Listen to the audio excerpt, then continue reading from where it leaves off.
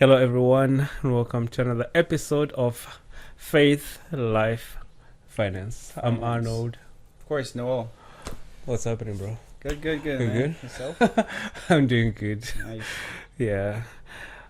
I'm happy we're doing this again. Like, Yeah, I I really mean, enjoy this. Last episode was fire. I know, if you, right? If you didn't listen to it, you Yeah. definitely should check it out. Again, If you haven't listened to anything from the beginning, go check it out. yeah, Like, for sure. Yeah, I mean, for me, it's always a learning experience. experience, yeah, You that's know, that's true. even as you elaborate on the idea in itself, it becomes clearer to you.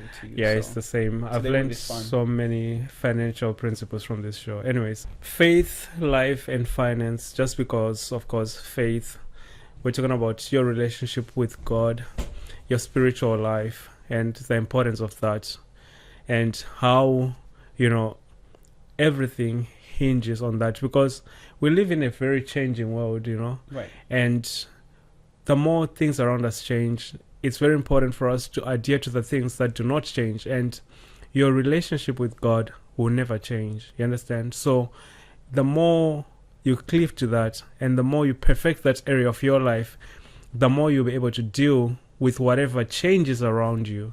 So that's why we talk about faith. That's why we talk about, believing in God and these spiritual principles that we bring to you. We talk about finance, which is, we've given so many definitions. Again, if you go back to the previous episodes, you'll be able to understand what we have discussed so far concerning finances. And today we're going to bring another aspect of finance in this episode. And then life, it's about living a fulfilling life, a life of purpose. And as we bring these principles, we are bringing you tools that you can use to achieve that very concept of living a fulfilling life or being fulfilled in your life. So today we're going to talk about structure, and I really like structures because I remember from an early age I played with puzzles. I built puzzles, and I liked games that help you think. And one thing that you'll notice is that even if one piece is missing, the puzzle will never be complete. You understand? Yeah, sure. So today we want to talk about building a financial structure, and if there's a proper way to do it. Is it the same for everybody? Is there something that's common between everyone or that everyone can do, basically? As we're getting started, I want to read a scripture. So Proverbs chapter 24 verse 27. Prepare your outside work, make it fit for yourself in the field, and afterward build your house. This is very, very important, because what the word of God is telling us is that, make ready.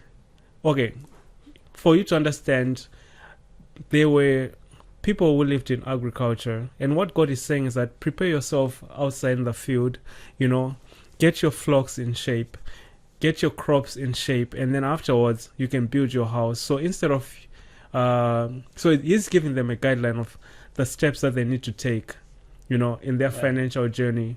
Build something that's going to bring you income, and then afterwards you think of settling, right? So before you think of settling, because I see this a lot of times, people, they want to do with money what established people are doing. Like, what I mean by that is that, people are working hard to earn money, and they're using that money to flex on people. Like, bro, I want to show you that I have it, but they haven't set anything in place for them, for maybe money to work for them, or they don't have eating your seed with people who are eating their harvest. Right? You nailed it. You nailed it. So this is a structure that I think is very, very important. And okay, I have a question for you. Yeah, sure. Mm-hmm. Do you love money? Of course. Okay. Not only do I love money, money loves me. No, now I have a follow-up question for you. Okay, sure. Would you say you're materialistic? I am materialistic. Okay. I mean, it depends on what the person would say materialistic is, or materialism. Right. Right. If anybody says they're not materialistic, then the question is, do you drive a car? Right. That's a material thing. Right. Again, what does it mean to be materialistic? Right. Going back to your question, would I buy something to impress another person. Right. I think we all buy things to impress people. It's Right. just the question is who and why, right? Like Right. if you're a pastor and you want to propose to your wife and you know that she likes a diamond ring, if you can afford a diamond Right, ring right, and you're right. like, oh, I'm not going to buy a diamond ring because a diamond ring has whatever connotation it Right, is, right. then you're being cruel. Mm. Right, because you can afford it, and you know Right. that this person that you care They about like it. Right. this thing, so go for it. Right. But it becomes a problem if you're, in quote, I put in quote, a broke guy who is a bachelor who is still trying to put together his life, Right. and then there is whoever out there, and you're part of a social group where people need to dress and appear a type to be welcome into that social Right. group, and then you don't have the money for it. Right. You're earning minimum wage. Right. But in order to put up a front to be Mm. acceptable by the community, then you Right. go out and you spend how much ever it is that you think would make you look Yeah, attractive as part of that culture. Mm. Then you're on the wrong in that case. Yeah, for Because real. you can neither afford it, and then secondly is the group you're trying to associate with. First of all, what are they about? What are they about? Right, so that's how I would think about it. But Right. buying stuff to impress people, I think everybody does. Right. I met a guy once, and he lived on a ranch, and he was mortgaging it, but he couldn't afford the mortgage. But he couldn't leave that ranch just because of his friends. So basically, every weekend they would come to his ranch. Party and He had stuff. like horses. Like I'm like, can you even afford horses, bro? He couldn't, but he had these friends that, okay, he was being honest with me, but he wouldn't tell his friends that he's broke. You see? Oh. But to me, I'm just a stranger. We just met and we're talking, and he's telling me like, bro, I don't want to lie to you. I can afford this lifestyle, but my friends come over and like, he turned his entire basement. Yeah. When I say basement, I'm not just talking about like a small area. I'm talking about which was a party room with a bar and everything. And then they would come and they would do whatever they do, like their parties, whatever. But he couldn't afford the range, you see. Yeah. And he was like looking for other ways to make money so he can pay for that mortgage. And he was behind on it and this and that. But yeah. So you see now the issue with that specific case is he's no longer living for his purpose, Right. but he's living for these guys. Exactly. Right. He's So trying to impress. Like he's living to impress right. those people. Right. And again, there's nothing wrong to impress people. Right. But when that becomes the only drive, reason like, and the drive why you're doing some things, then it puts you now at I'd say technical disadvantage. Right. Right. Because your purpose now is suffering. I don't Right. know if their purpose is suffering or if Right. at all they are pursuing No, but that's their the thing. God-given purpose. Yeah, at that point, I feel like you're just living for people. You're no longer being true to yourself. Even your purpose itself is no longer like what you set out to do, right? Okay, so now, having had this short discussion, I have a question for you. Okay, sure. What would you say is the biggest financial mistake that people make? Like, if you say like this, do not do. Like this, just don't do. Just don't do it. Mm. It would be hard to isolate a specific mistake that I think people make generally. But I think if you want to put it like in one bucket, I'd say it's basically spending more than you earn, right? Financially, if we're just isolating financially and say what is the financial mistake that people make generally on their quest to grow their wealth, is spending more than you earn for whatever reason. So if on a monthly basis, say you're making $1 million a year, you're making $1 million, and you're spending 1.5 million, it's just a matter of time. If you do that consistently, it will catch up with you, right? Whereas if you're making 100,000 a year and you're only able to spend 70,000, it means you're having a net 30,000. And if you compound that over many years, it's just a matter of time for you to catch up with somebody who is making $1 million a year. Right. So the biggest mistake that anybody can make would be spend more than you earn. Be it a business owner or an individual. Eventually, you're just digging more holes for your own demise. Yeah. Okay. But the problem is, I think the problem is people don't even track it. So they wouldn't be able to quantify know, or to how know much, am I trending in the right direction here? Like, how much did I make this month and how much am I spending? The only way that they can sense if things are going bad is if they look in their bank account and then they don't Right, don't see see any anything. money. That's Right. when they would be like, oh, okay, I'm hitting a red light here, Right. right? Or it's even worse here in North America or like Europe, where we have the credit card, Right. where people don't actually have the money, Right. but now they start living off right. of Like the a credit card. Like Mm. it's a delayed punishment. Right. Right. Right. Spend now, worry about paying later. Right. But if you extrapolate that lifestyle and then Right. you just give yourself time, you see that you're just digging yourself into Right. a deeper ditch. Right. The only way you can reverse such a problem is if you eventually get to a month or a year where your income is more than your More than expense, and your then you expense, clear yeah. it off. Mm. There's no magic bullet for that. Right. Wow, that's amazing. You know, you mentioned something, and I actually met someone, like, she was a realtor, and she was making like $250,000 a year, Okay. but she was spending like almost $400,000 Okay. a year.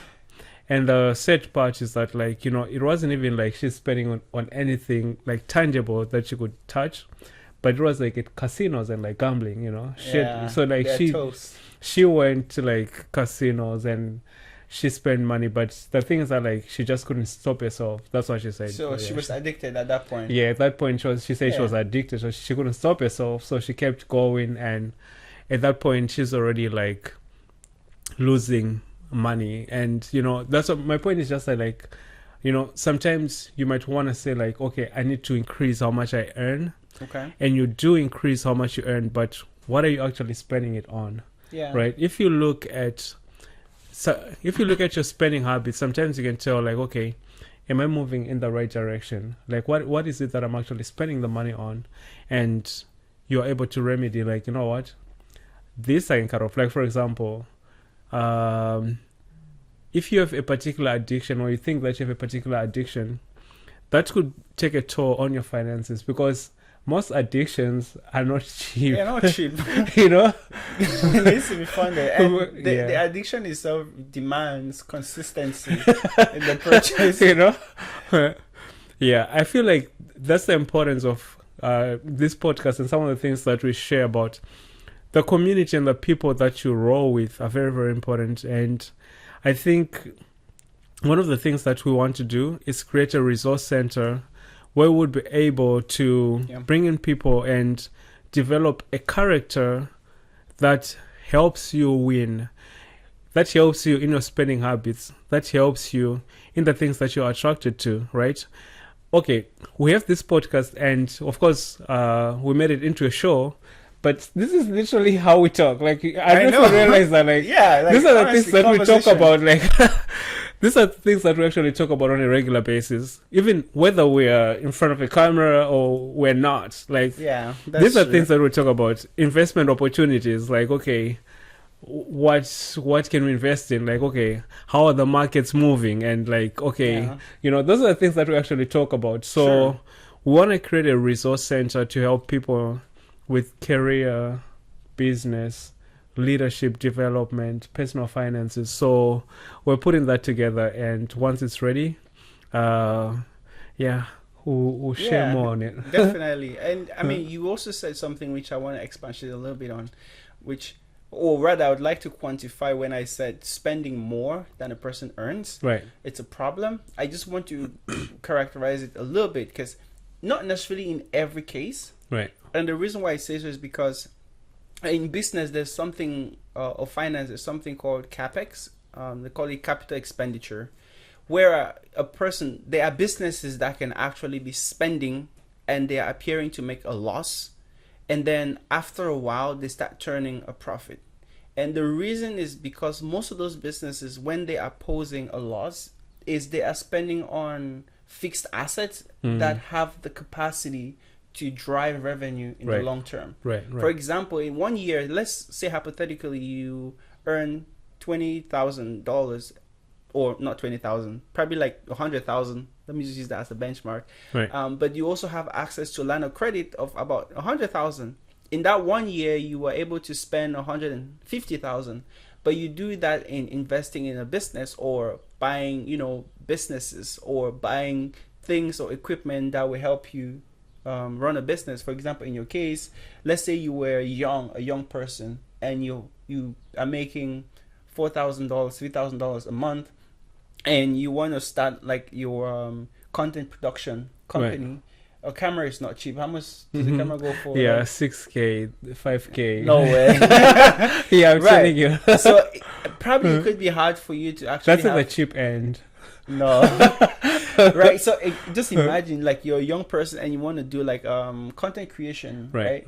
As long as you know that you're committed to that path, and then you go out and you actually use your credit card, for example, and then you make that purchase. But what you purchase in that month, it will show up in your income statement as you spend more than you earn.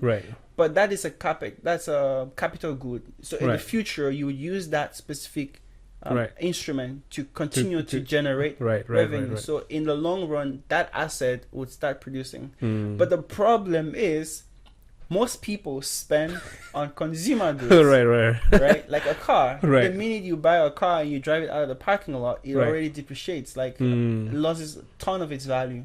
Or you buy a clothes, you cannot go back and resell that clothes for at its face value, right? And so most people spend on things that does not bring them future revenue or has no ability to drive revenue. So I'd say that was, I just wanted to quantify.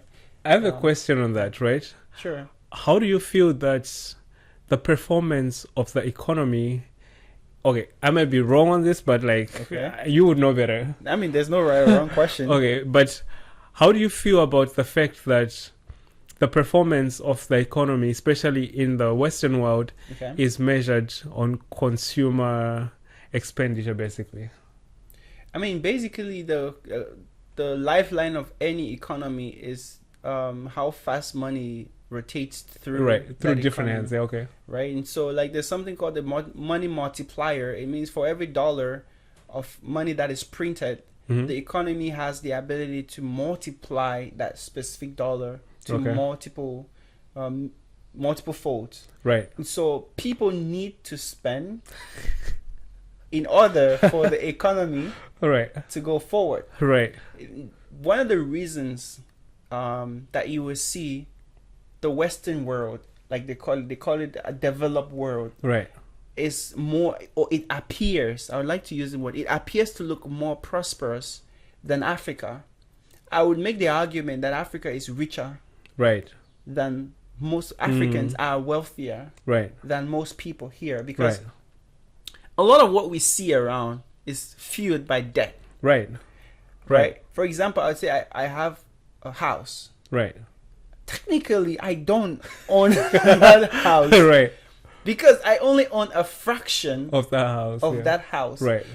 I drive a car, I'm blessed, the car is fully paid. But for example, if a person actually went and you saw a person driving a Lamborghini or Bugatti, you would say, oh wow, this guy is rich, like he owns a Lamborghini. Most people don't own these things outrightly. What they have is a down payment. So they'll go to this car dealer and say, hey, by the way, I'm looking to buy this car. The car would cost $40,000, but I can make a commitment to be paying $500 every month. So they don't own the car, they're just making $500 payments every month. So again, those are all consumptions that are driving the economy. This person who owns the car would go to the bank and say, hey, I have a person who wants to buy this car, but they cannot afford it.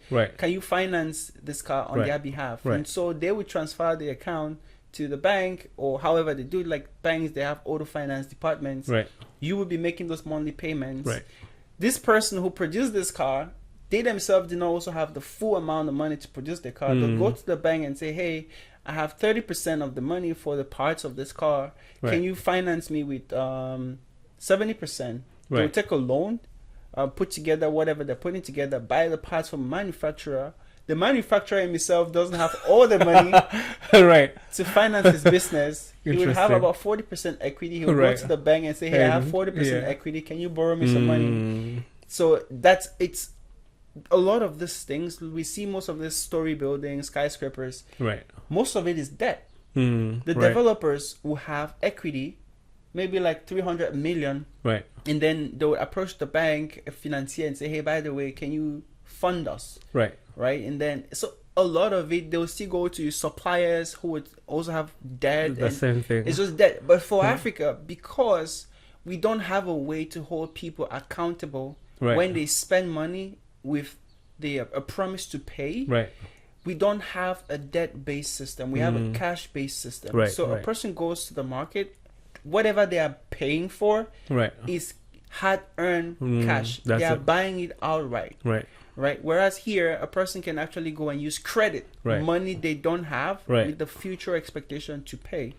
The reason is they have the social insurance number, where if you don't pay, there are repercussions in the long term. Whereas in Africa, we don't have these things, so it's hard to hold people accountable if they don't pay. So it's more, we don't have a lot of the money multiplier effects because people are not incentivized to spend a lot, even though some of them they do. They do crazy things.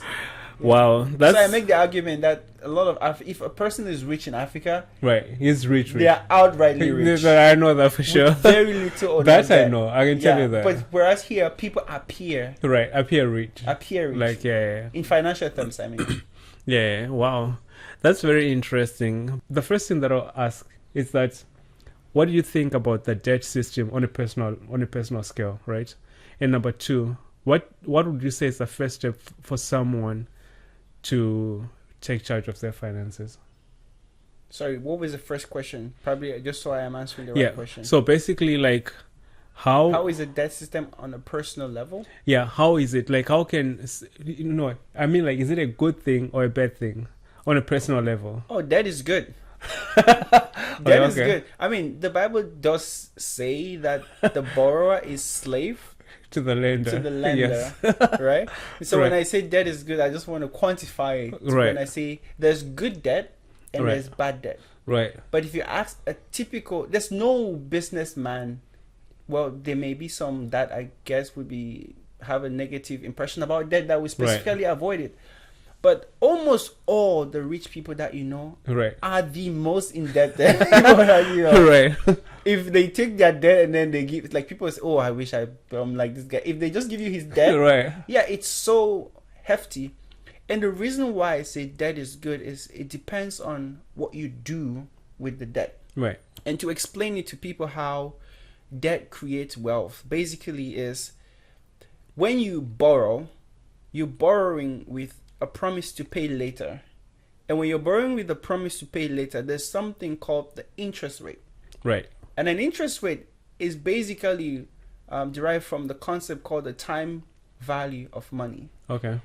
Basically, what that means is money today is worth more than money tomorrow. And if I have $1,000 today, what I'm saying is, that concept is saying is, I am richer than the person who will have $1,000 in 2034. 10 years from now. If Noel has 1,000 now, and some other person has 1,000 2034, I am richer compared to that person. The reason is because of something called inflation. And inflation is the depreciation of money over time. Because what you can buy with $1,000 10 years from today will be less than what you're able to buy with $1,000 today. And it's going back to what we had discussed in one of the episodes when we're talking about the concept of printing money. Because the amount of money in circulation will always increase. And so that's why people who save money are on the losing end. You're not smart saving money. But anyways, coming back to debt being good, the reason why debt is good is because, first of all, it's not your money. You don't need to have it. You just need to have somebody to give you the money, right?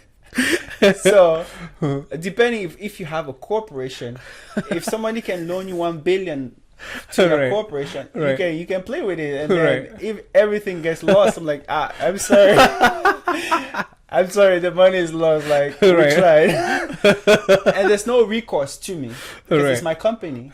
So sue the company. It declares bankruptcy. Like, there's nothing I can do. But what it also allows you to do is it amplifies your returns.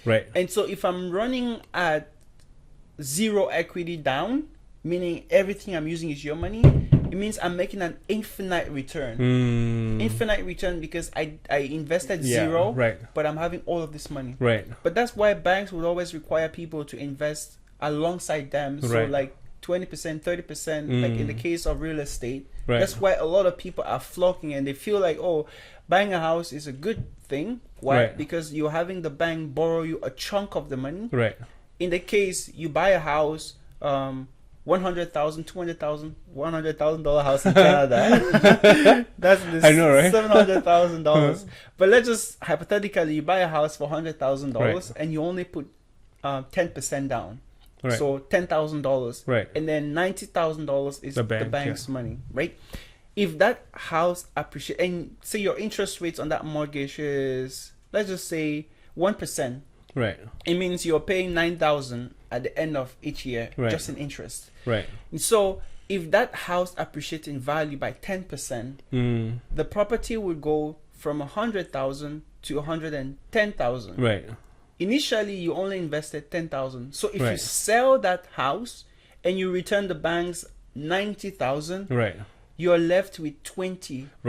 right, right, So you would have made 100% right, of your Right, money in right, 1 year. Whereas if you bought that house outright with your own money, everything, and you invested 100,000 in Right. that house, and then the house appreciates in value by 10%, now it's worth 110,000. If you sell that house at that time, you would have only made 10,000. 10,000, okay. And so your return is 10%. Okay. Right. So that's why debt is good. But it's also very evil. Because in the same way, if that house drops in value by 10%, you're wiped out. Right, right. Yeah, Right? you Your equity, basically, your you're equity basically is gone. out. Yeah, So yeah, as much as debt amplifies your return on the upside, right, it also amplifies your return on the downside. So if you're skilled with using debt, you totally should use it. But Right. just be cautious about that. I really find that interesting because the way you're focusing on debt is in terms of making more money. What if, no, I mean, like, yeah, you're talking about property investments and stuff like that, but what about people who just like use a credit card for like something that doesn't bring any return? Yeah, I know people who've bought like designer clothes or something like that on their credit on card. their credit card, and like those things don't bring any returns. Yeah, I mean, again, if we are imparting financial wisdom, at the end of the day, Right. people are their own individuals, I guess, their own bosses. Right. But fundamentally, for you to spend anything, or at least how I use my credit card is, if I'm going to use my credit card, if it's an expense, I already have the cash, The cash to pay back. in my checking account or Right, savings account. right. And the only reason why I would run that expense through my credit card is just because I want to build my credit profile. That's right. That's right. Right. And so would I advise anybody to make any purchase when they don't already have the funds? I would only do that if my life depended on it. Right, right, Depended on it in the case where you have to eat Right. for whatever reason, not me, some other person, some Right. other person somewhere. Because words are powerful. I don't want to start No, putting myself yeah, in a yeah. hypothetical situation. But let's assume there's That can be somebody. you, bro. No, it cannot be me. Let's assume somebody somewhere has a life issue, life crisis, and then Right. for some reason they don't have enough money in their account, Right. right? And so the only way that at least they have a credit card, well, you shouldn't starve because you don't want to use Right. the credit card. Buy food, Right. If you have to pay rent, pay your rent. But the idea is at this stage, I am running a deficit, Right. right? And so I have to encroach in my credit Right. accounts just to continue to run. But the plan should not necessarily be to leave that as a lifestyle. Right. No. Right. And so if there's anybody who is making a major purchase and they're using their credit card when they don't have the cash in the account, I think they are setting up themselves for financial doomsday. Right. Because at some point, the bank will come calling. Right. Right. That's very, very interesting. And what do you think about? Actually, don't want to go into this. Okay, I'm just gonna ask. But what do you think about interest rates on credit cards, especially when you're using the credit card for like personal use, like that, like and things that really don't bring any value? Yeah. So first of all, anybody who is paying interest rate on their credit card, you are getting I'm not sure the right word to use. Right. But you're already being, I don't want to use the word ripped off. Right. Right? But it is what it is. So. I mean, and the fact is the riskiest form of the bank's debt. Right. And I think we had explored on this podcast that the riskiest forms of capital would attract the highest rates of return. Right. Yeah, we did. And so usually banks would lend at about 20%, 18% and more. Something like that, yeah. Right? So the problem is a lot of people who consume with their credit card and then they do minimum payments is they don't feel the pinch of it yet. Right. Because if you're running like a $5,000 credit card and you have $5,000, probably you're paying maybe $100 minimum payment or something of that nature. Right. You don't feel it, right? Because you can afford it. Right. But the thing is, you cannot generate 20% return. Right. So if you already have credit of $5,000 and you have savings of $5,000, and if you're saying, oh no, I don't want to pay off my credit card, let me just have this money. Right. And I want to start a business someday. Right. Your best business is pay off your credit card. Right. As soon as you can. As soon as possible, right. And the reason is because you're already netting in a 20% return. Right. Or netting 20% return in the sense of avoiding to pay yeah. that. And so if somebody has that, again, people would get into those situations for different reasons.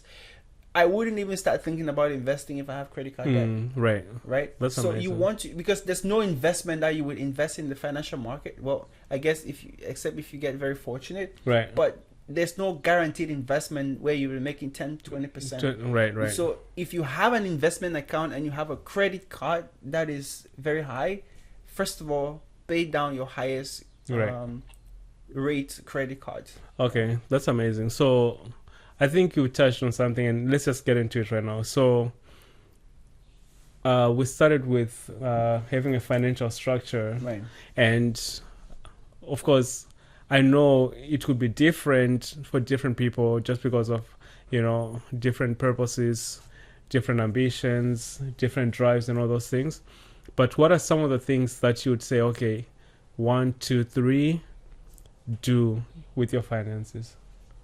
Oh, okay. I mean, if I were going to give some person my opinions about how they should structure their finances, first of all, that's assuming that these persons have a budget, like we explore in prior in prior episodes. Right. If they have a budget, overall, it would address most of the things that they may be concerned about. And what the budget basically does is it structures your finances such that you can have funds to address certain things in your life. Right. Let's just assume hypothetically that a person is looking to organize their finances at a very 10,000 foot high level. What I advise them to do, first of all, is you have to live. Right. And by live, there are basic needs that a person has. Like, you have to first of all sort out your basic living expenses. Right. And this is assuming that this is after taxes. So you have made your income, and then the government has taken their share. Right. It's interesting that they take their share first. Yeah, they don't want to wait on you. They're not waiting on you. So if we have paid the government, which I find interesting, because people, they never complain about, well, I guess some people would complain about taxes. Right. You cannot do anything about it.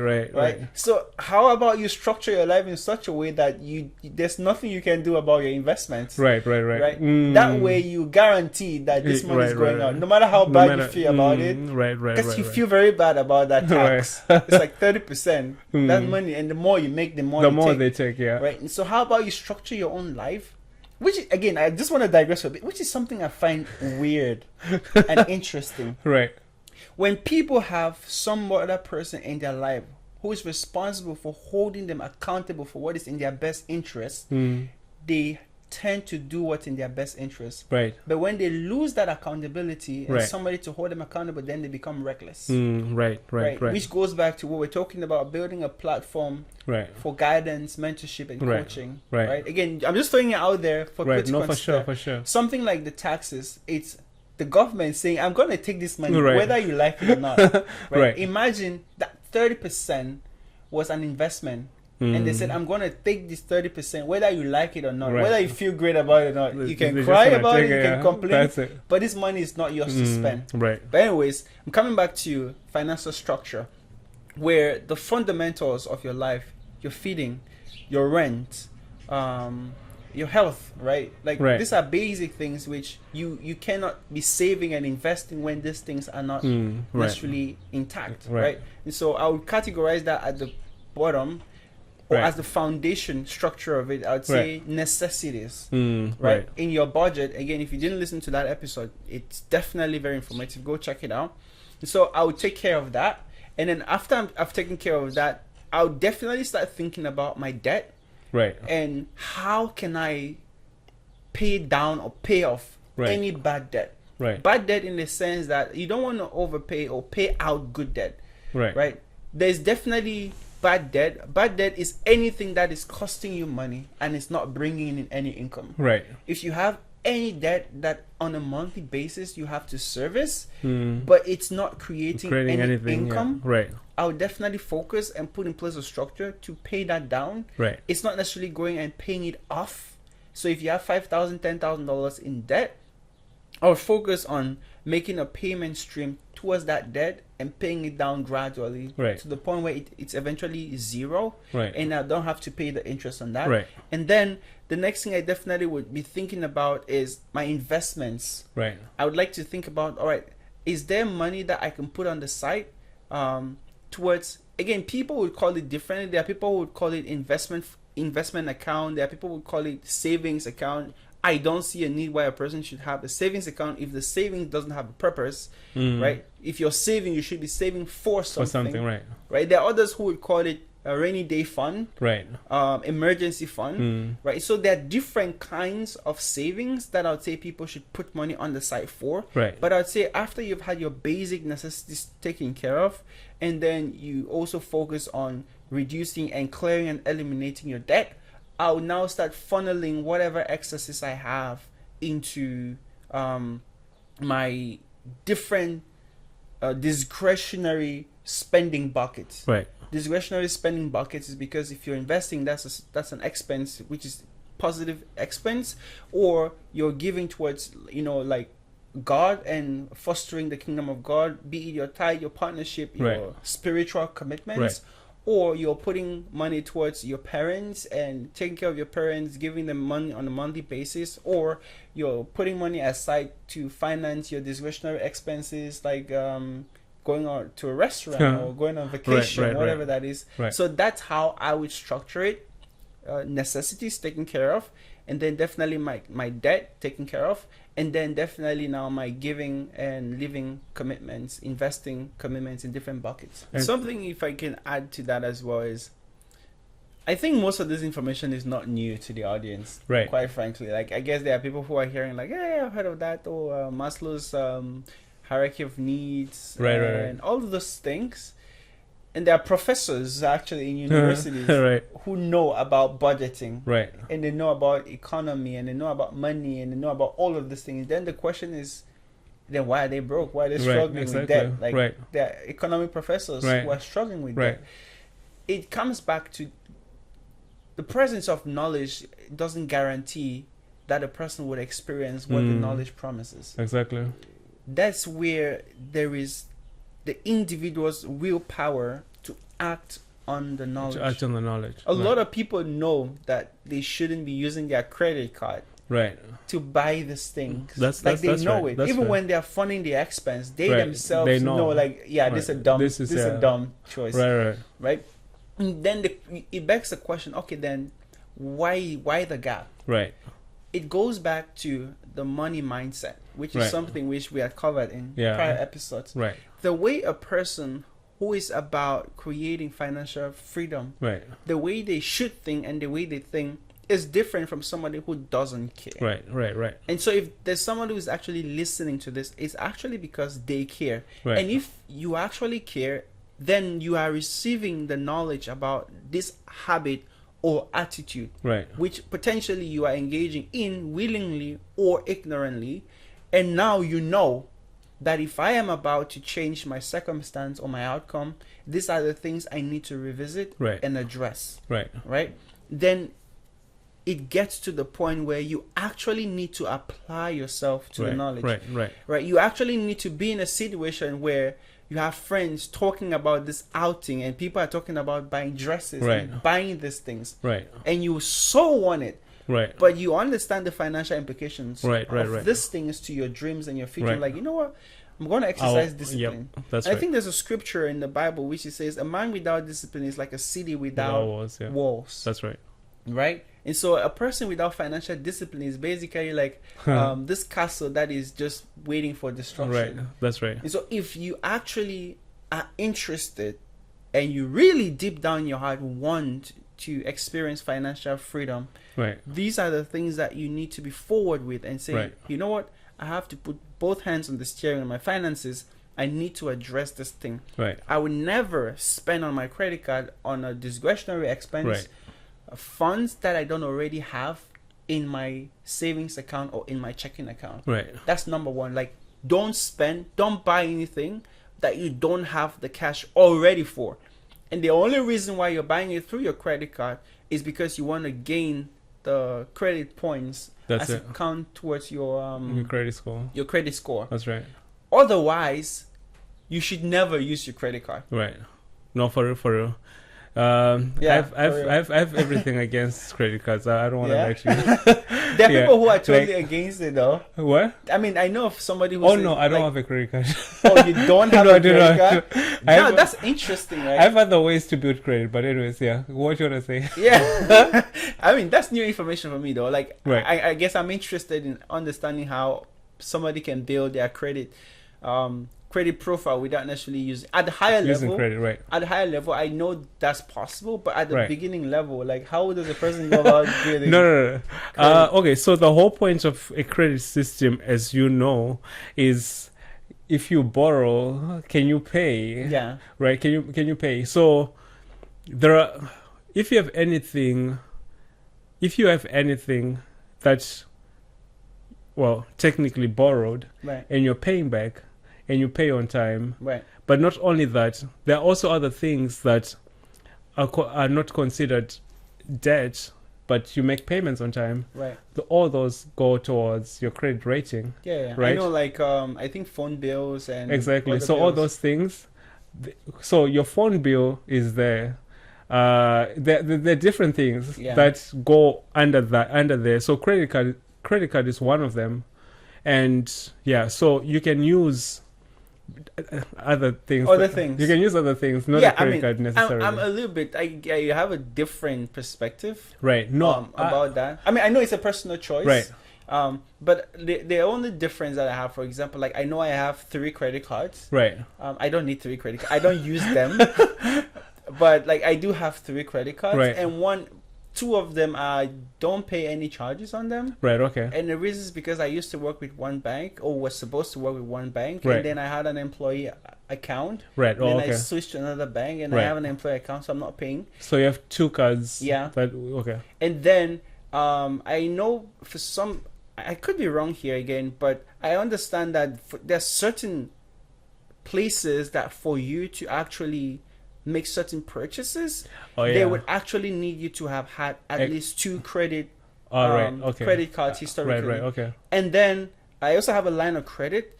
The reason why I have all of these credits that are available to me from a financing perspective, first of all, is we're talking about good debt. Right. I want to have access to, like, this debt. Right. The second thing is it also helps with building your credit score, because the way credit score is calculated is they look at how much you're owing versus how much you are able to actually borrow from. Exactly. Right. So if you have access to $100,000 of debt, but so far you've only borrowed about $10,000 or $20,000, and you're making payments, it reflects good on you. Right. Generally, so that's why I have it, but I never buy from credit what I don't have already in cash. Right. Exactly. So I think that's my thinking towards it. But I think you are thinking more from, like, a business or, like, capital venture or, like, corporation angle.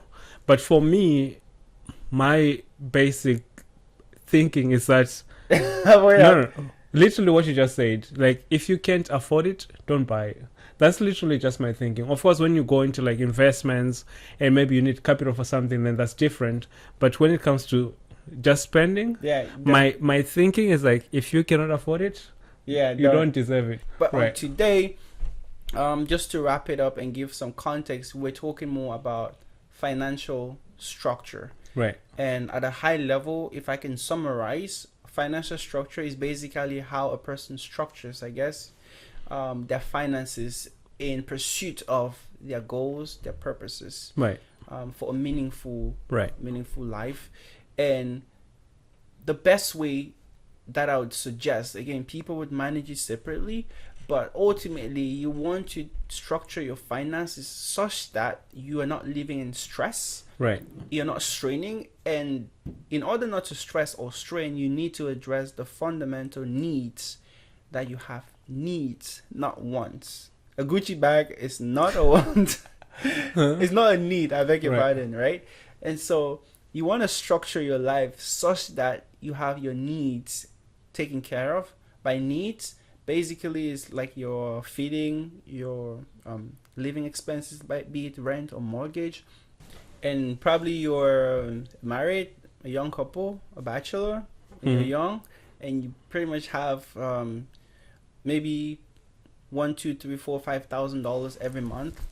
How you manage that will determine whatever else will happen after that. So if you cannot efficiently manage whatever you already have, it's impossible for you to become eventually as rich as you are envisioning. Right. The future of your financial prosperity is currently in the seed that you have in your hand. Right. And so you don't want to join people who are already eating their harvest and you also eat your own seed.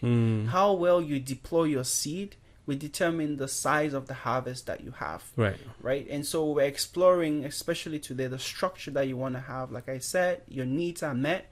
After your needs are met, you want to manage your debt, pay off your debtors. Like the Bible says, the debtor is a slave to the lender. And so you Right. want to make sure that you are on the right side of that equation. Right. Manage your debt, pay it off best you can. And then you want to start thinking about the other buckets. I always say that you have to fund your purpose. Funding your purpose basically is advancing the cause that you represent. And for us Christians, we represent Christ. We represent God. So you want to make sure that you're also directing your funds towards advancing that message and advancing the kingdom of God. And we have also explored that to be your utmost best and to be the maximum that you can, you want to be as rich as you possibly can. And in order to grow your wealth, you definitely need to invest. I think we're having a conversation earlier, and I said there are three ways that a person earns money or gets richer. One is you either have a job. The second is you either have a business or a service. And the third is a person with a job or service and business gives you money. Right? So it comes back to a business. Why? Right. Because the person who earns income is paid from a business. So you can actually sum it up in one way, that there's one way money is created, through a business. Right. Right? So you want to have a bucket that is addressing that. How do you create more money to fund what you're about? Right. That's the financial structure that I think everybody, if they adopt, the world will be filled with happy, wealthy, prosperous people. Amazing. So yeah, thank you for sharing that. And like I said, we're coming to the close of this episode. And one of the things that are important in all this is having the discipline. I really like what you said. And, you're quoting a scripture, somebody who doesn't have self-control is literally like a city broken down without walls, which means that, anything can happen. And when I say anything can happen or anything can enter, it's just like there are no restraints. It's just like, there are no restraints, and anything, destructive can just happen. Permitted. Exactly. So having that discipline is very, very important. I mean, talking about the structure, you might say, oh, but I know that already. Okay, that's fine. But we are bring in this information. Number one, of course, maybe you didn't know about it, but number two is want to create a resource center that can help you even stay accountable, in the goals that you have set. So we'll be sharing a bit more about that. But yeah, we want to create a community that helps, keep you accountable for the things that you do. And if you need a budget that you can start using on a monthly basis, you can reach out to us and we can make that available to you. So we do have a budget that you can use, and it's structured in such a way that you can set your finances in order, and on a monthly basis you know exactly, okay, this is what's coming in, this is what I'm going to use, this is what I'm going to have left over. And that way you can also start thinking about, now that I'm having this money saved, what am I going to invest in, so that's very, very important. Thank you everybody once again for participating in this episode today.